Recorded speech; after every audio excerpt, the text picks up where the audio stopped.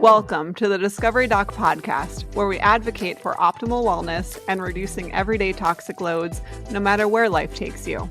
I'm Dr. Cece, doctor in nursing practice, self-proclaimed toxin tamer, and a crunchy mama.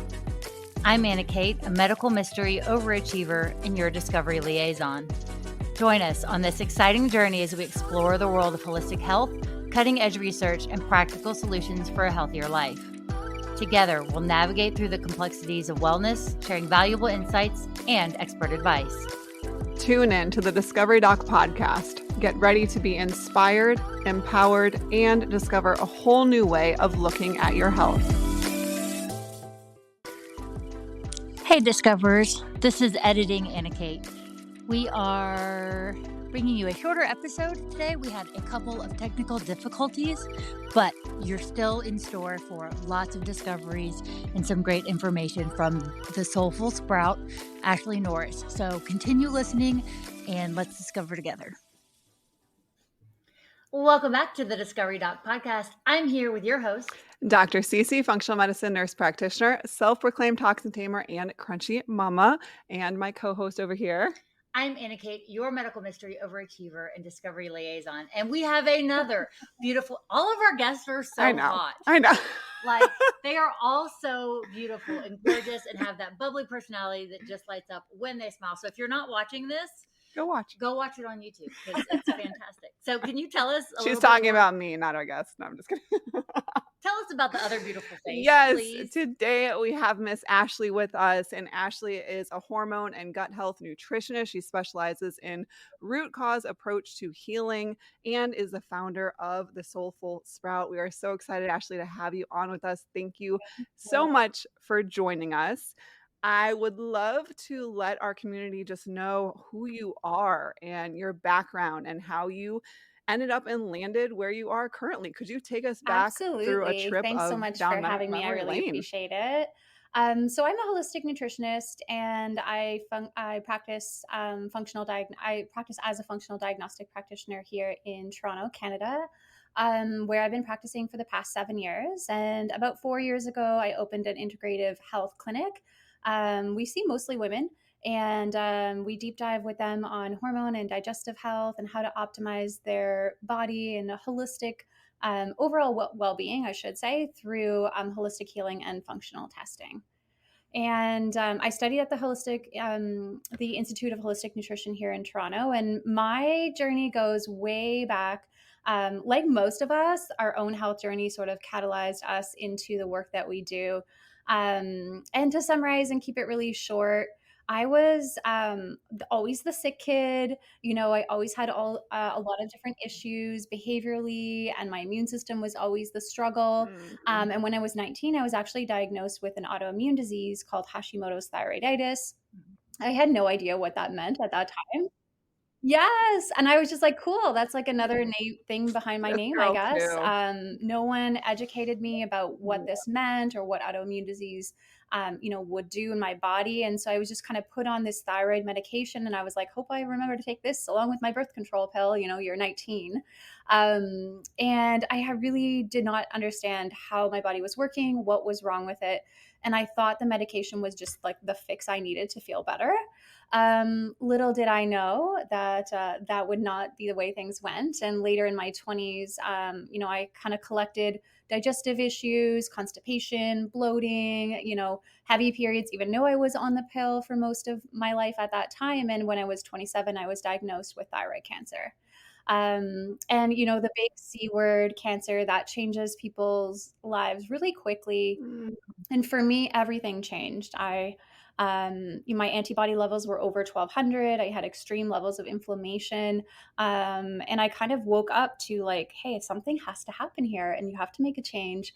And so I had my thyroid surgically removed, and along with 34 lymph nodes in my neck. And here we are, and so at that time, I would say, obviously, following that, I was at my worst in terms of my physical health, my mental health. And I just remember feeling really alone and really unsupported on the journey. And I actually remember specifically the waiting room that I was sitting in. And I was like, when I am well enough to figure all this out and put all the pieces back together, my mission will be that I will create a place where women don't feel alone and isolated and lost, and more importantly, just like gaslit and confused about their bodies. And so, full circle, I'm sitting here in my clinic today, and my mission has really been to help women move through everything that I did in a more simple, holistic way, and not have to learn the hard lessons along the way.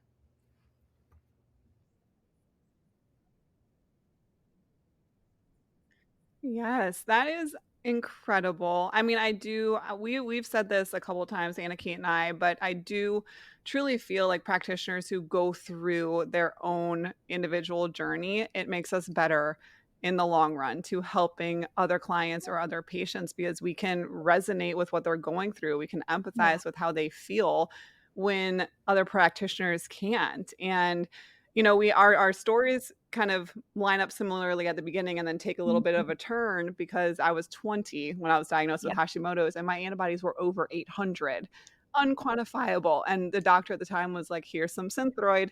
That's all you can do. You're stuck with these antibodies Yeah. for the rest of your life." Meh. And then that was it.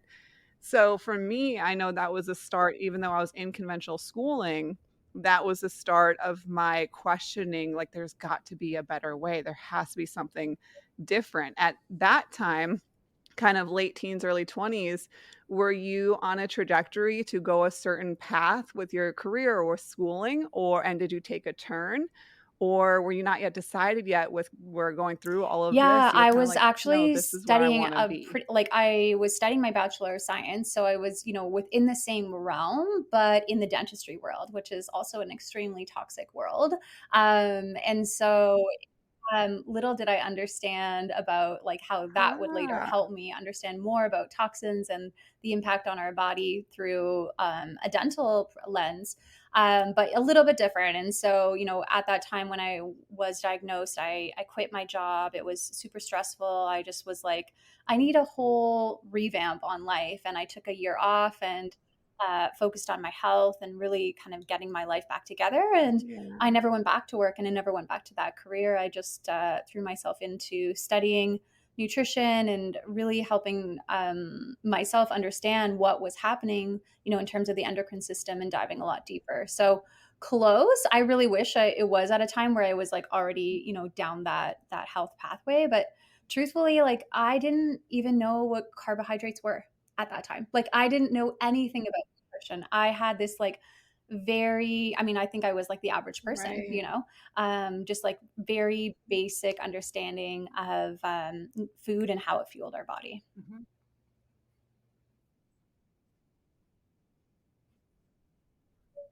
Right. And how do you feel then with your own health journey? How did that impact you? How did that help your healing journey post thyroid It helped me a cancer to lot. gain all that I think insight it and was like all knowledge? of our healing journeys, it kind of feels like the long road, because you have to learn everything for yourself and, find your own functional testing and, that kind of thing.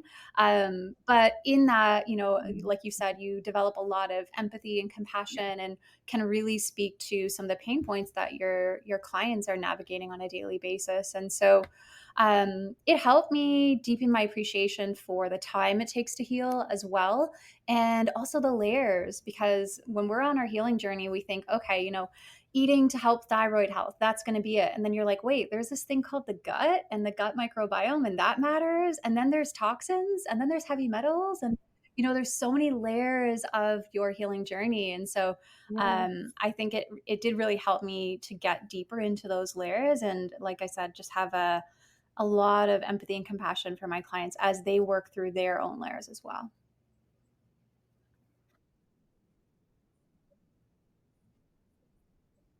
Right, absolutely. And so it makes total sense. Thank you for all that background. It makes complete sense as to how then you came to be today to merge all these worlds of gut health and hormones. And tell us, there is one specific topic today that we want to talk about, and I would love for you to Absolutely. So today introduce we're going to it, talk about the to our estrobolome, listeners so or we can some kind people of call dive it the in. estrobolome. Depends. I don't think there's really one wrong pronunciation, but the estrobolome.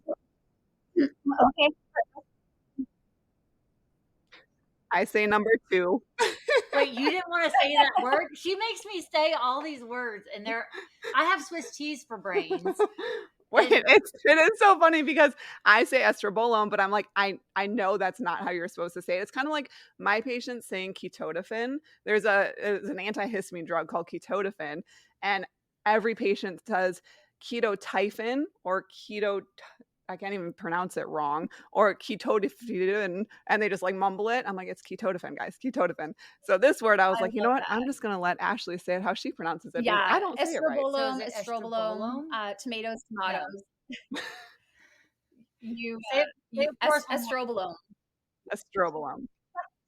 Okay. Wonderful. That's why she wanted you to say it, because You know me there's too no well. way she was gonna say it, and she's usually Yeah, like, "Hey, so can you say that word?" And I'm like, it's, "It's funny. It's part of our thing." you can't go Yeah, wrong, no we have all stress. these. So continue, So the please. estrobolome is this hidden network within our gut microbiome, and it's comprised of genes that encode certain enzymes to be responsible for helping us to munch and break down our estrogen, essentially. And so I always imagine it like if our gut is a country, the estrobolome is a state or a province within that. And it's the province that's responsible for helping you to sort out your estrogen and get it out of the body, or a percentage of it is recirculating and being reused inside of the body.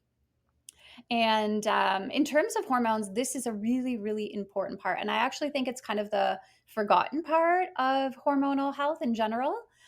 We sort of compartmentalize hormones and think about them as just like how much estrogen do you make, or how much cortisol is in your body on at 8 a.m. when you wake up. And we don't think about the intricate relationship between hormones, specifically what we're talking about today is estrogen, and our gut microbiome and our liver and our bile, and how all of those components are essential for hormonal harmony.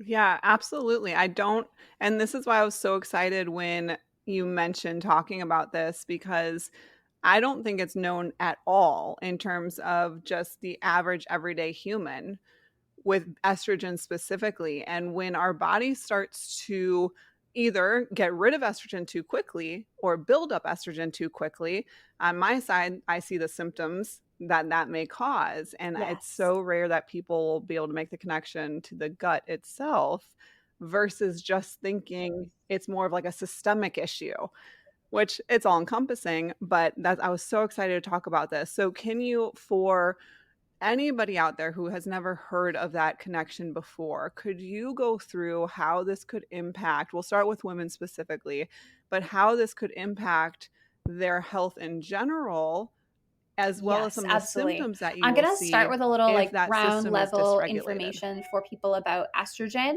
because there's a few different types of estrogen and all of them are really important.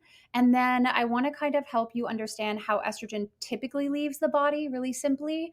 And then when we get to the estrobolome, which is the last part, how that might become a problem for you in clearing estrogens out, or might be a really great thing and your estrobolome might be in harmony. So collectively, the estrobolome is a bunch of microbes. I want you to imagine them. This is the province full of microbes, or the state full of microbes. And they're in charge of they produce enzymes, which are called beta glucuronidase. And we can actually measure this on a stool test, your amount of beta glucuronidase, which are responsible for transforming estrogen into their active form or leaving it deactivated and allowing it to leave through your stool. So when you take a poop, those estrogens are actually also leaving your body, but some of them are getting recirculated. So they are getting reactivated and then kind of getting reabsorbed into the bloodstream. These active forms can bind onto estrogen receptors and they can start to impact different physiological processes, the same processes that estrogen impacts in your body on a daily basis. So, we can talk about some of those symptoms for sure. It's really important to remember that Mhm. estrogen detoxification starts in the liver, and there are two different phases of estrogen detoxification. And if anyone's familiar with Dutch hormone testing, it really does like break down all of the phases really clearly and helps you to see how much you have of the three different types, or the primary types of estrogen: E1, E2, and E3. heart disease and heart disease risk factors. And I think we covered.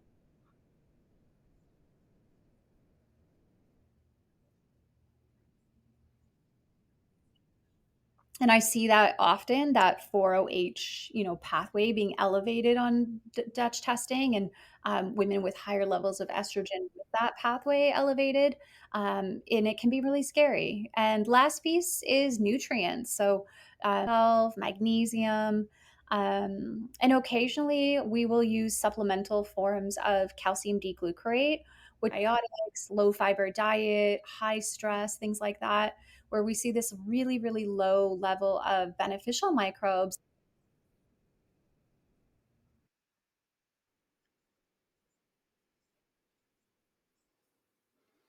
Knowledge bomb. Yes, I am today years old when I've never known this word. I didn't know this existed. I have one of these and I didn't know it existed. What? I know. Isn't that wild? I love learning new things. And I'm going to make a word search with all these fancy words. That's what I'm going to do. The thing is, people get so, and this is part of what I don't understand about conventional medicine is conventional medicine. In conventional medicine, we, if this is a word, we're making up words, systematize. We put things in their own little boxes and systems, and you go to the endocrinologist for hormone issues, and you go to the neurologist for cognitive issues. But there is such living proof that our body is one entire being and that all of these aspects are intertwined. And so I just love that you're on here making this connection for women, especially to understand, hey, your gut health can absolutely impact your reproductive health, that there's a direct link. And so speaking of, then we can move forward and talk about, okay, what can well, we'll start with what can nourish the estrobolome? What can help prevent women from going through these symptoms that you just mentioned as it relates to kind of dysfunction within the estrobolome? What are some everyday things we can do to protect that little county within the country? I think the challenges for most people is they have these symptoms, they know something's wrong. Like when your body's off and you have relative estrogen dominance or something like that, something's wrong. And for many of my clients, like it takes them years to reach out for support. And by that time, a lot of factors have compounded, and a lot of things have become more complicated than maybe they would have been in year 2 of their symptoms, right? And I'm sure you have clients like that as well. And you're like, why didn't you come see me sooner? Things didn't have, yeah, things didn't have to be so complex and complicated, because the longer these things are left, the more challenging, obviously, the longer our healing journey is. And so, planting that seed, if you are having issues, it doesn't have to be some big, hard, protocol that you're undertaking or investing thousands in functional testing. Like there's lots of little. Yes, I say that all the time to my staff, never to my patients, but I'm like, I wish I had my hands on them 5 years ago. It does make all the difference to be in tune with your body and to know when there's little flags that are going off and to address them then instead of waiting until it's a pertinent time where now you're like, "Oh gosh, I have to go see somebody now."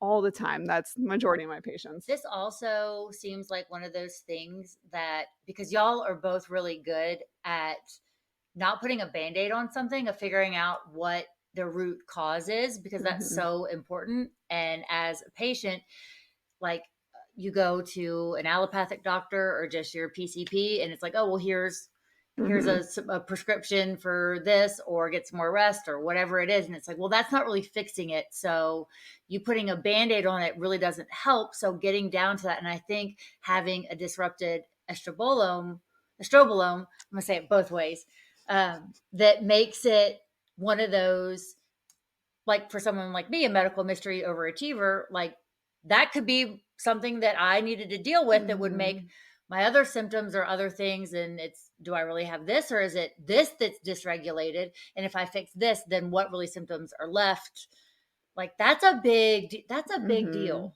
That is a big deal. So from my perspective of looking at this, that's where my brain goes of, okay, well, if I fix this and get things, my gut biome, and get everything regulated in symbiosis, what symptoms could be alleviated. Right. And the thing is, there's no harm to doing it.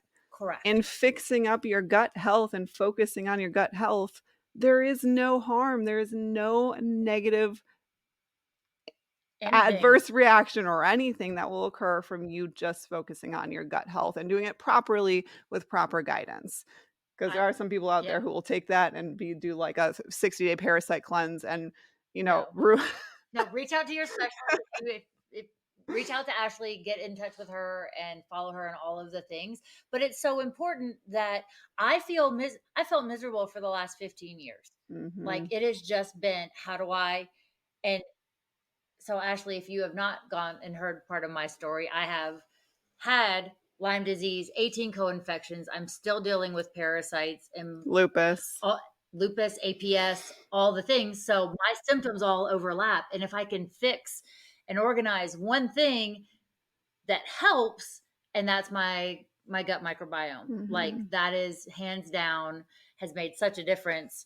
But still, it's like how I don't know which way is up ways to sideways past Sunday. Like I have my body has no idea. So it's getting those things in order. And I think this is really important for people to hear and understand that there mm-hmm. are things that you can do as a patient, figuring things out. But discover, if you're in this place, go get help from someone that knows what they're doing, that can see the whole functional side and look at the whole big picture. So ticking off the things and narrowing down what else may be showing up, or maybe it's just getting the gut biome to behave and act right. And absolutely, that makes everything better. Well, we just appreciate you shedding light on this topic. It is such an important topic and one that is definitely not talked about enough or known about enough.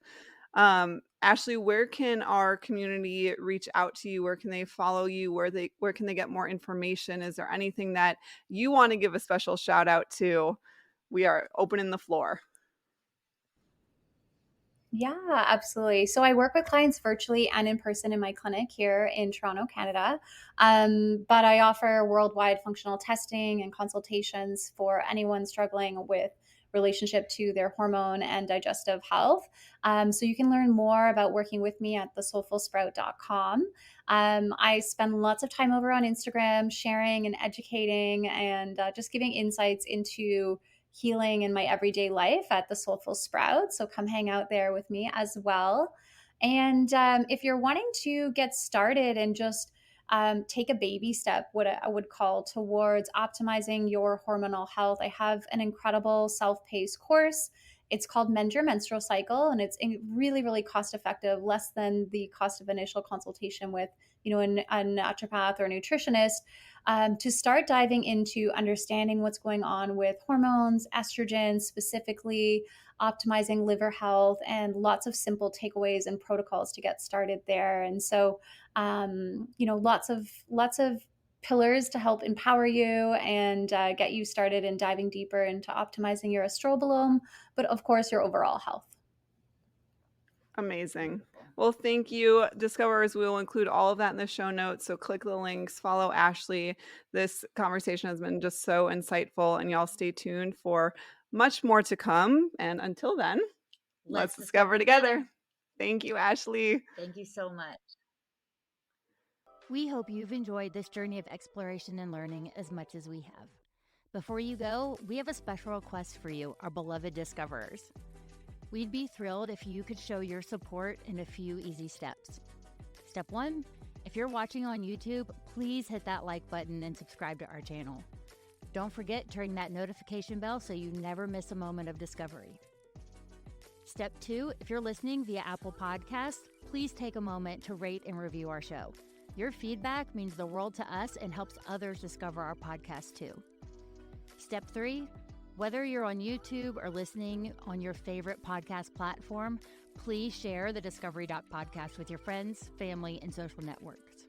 It's the best way to spread the joy of discovery. And finally, don't forget to follow us on social media. You can find us on Instagram, Facebook, and TikTok at The Discovery Doc. Stay connected with us for updates, behind-the-scenes content, and so much more. Plus, for exclusive content and additional resources, be sure to check out our website at www.thediscoverydoc.com. And while you're there, if you have a burning question or a topic you'd like us to discuss on the show, simply let us know. Thank you, Discoverers, for being part of our incredible journey. Until next time, let's discover together. The content provided in this podcast provides general information and discussions on various topics related to health, wellness, and medical advancements. However, it is essential to understand that the content provided in this podcast is not intended to be a substitute for professional medical advice, diagnosis, or treatment. The hosts, guests, and contributors are individuals sharing their personal experiences, opinions, and knowledge in their respective fields. While they strive to provide accurate, up-to-date information, medical knowledge is constantly evolving, and the information presented in this podcast may not always reflect the most current research and medical guidelines. It is crucial to consult with a qualified healthcare professional or medical expert for specific medical concerns. Never disregard professional medical advice or delay seeking medical treatment based on the information presented in this podcast. The Discovery Doc podcast encourages listeners to use their own judgment and discretion while implementing any suggestions, recommendations, or lifestyle changes discussed in this episode. Each individual's medical situation is unique and may work for one, may not be suitable or safe for another. The podcast hosts, guests, and contributors are not liable for any direct, indirect, consequential, or incidental damages or harm that may arise from listening or acting upon the information provided in this podcast. Listeners are responsible for their own health decisions and should exercise caution and seek professional guidance when necessary. By listening to this podcast, you acknowledge that you have read, understood, and agreed to this medical disclaimer. If you have any questions or concerns about this medical disclaimer, please consult a qualified healthcare professional.